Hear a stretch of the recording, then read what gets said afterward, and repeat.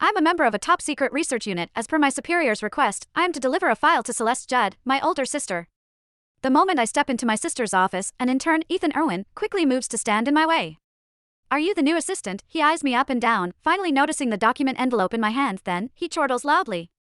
"It's your first day on the job, and yet you're already trying to suck up to Ms. Judd. Why don't you take a look in the mirror and see how pathetic you are?" Only then do I realize that Ethan has mistaken me as a love rival. But the thing is, Celeste has never told me that she has a boyfriend. I'm about to explain the truth to Ethan when I feel his fist colliding with my face. "I'm the only assistant Ms. Judd needs. You can forget about being her boyfriend." Ethan yanks me by the hair as he dumps scalding hot water onto my face. "To think that you're already planning on becoming a sugar baby and seducing rich women at such a young age. I'll teach you a lesson on behalf of your parents." I can only curl into a small ball on the floor. Stubbornly, I use my body to protect the document envelope. My actions infuriate Ethan to no end. He snatches the file away before ripping it into pieces in front of the entire company. He even says fawningly to Celeste, "Ms. Judd, your new assistant sure is a bold one for trying to seduce you, but don't worry, for I've already taught him a lesson." Chapter: What a shameless, brazen man, daring to set his sights on Ms. Judd when Ethan's right there. He's about to regret it. I don't think he knows what's coming yet. Although Ethan might be an intern, his father is the company executive. Any man who tried to covet Ms. Judd all ended up on a gurney. Whispers rippled endlessly through the surrounding employees. Ethan Irwin, the righteous intern assistant, towered over me, his eyes brimming with barely contained contempt.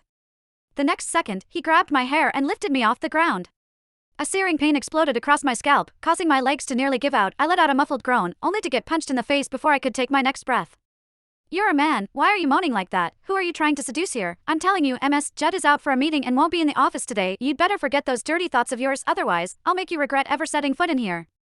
I suppressed the raging fury inside me as I prepared to explain myself. My phone, which had fallen to the floor at one point, started ringing. I fixed my gaze on the screen, and it was Daniel Wilson, my supervisor, calling. I reached out to grab the phone, but Ethan was a step ahead of me and snatched it away. In front of all the employees, he put the call on speaker. Daniel's voice rang out. "Hey, Ozzy, are you there yet? Have you seen Cece?" Hearing the nickname of my older sister, Celeste Judd, Ethan instantly exploded. He screamed hysterically into the phone, "You stupid, dead broke geezer. How dare you let your son think he can hit on Ms. Judd? That nickname's not for losers like you two." The groundless lashing took Daniel aback. He was just about to refute, but Ethan hung up without a second thought.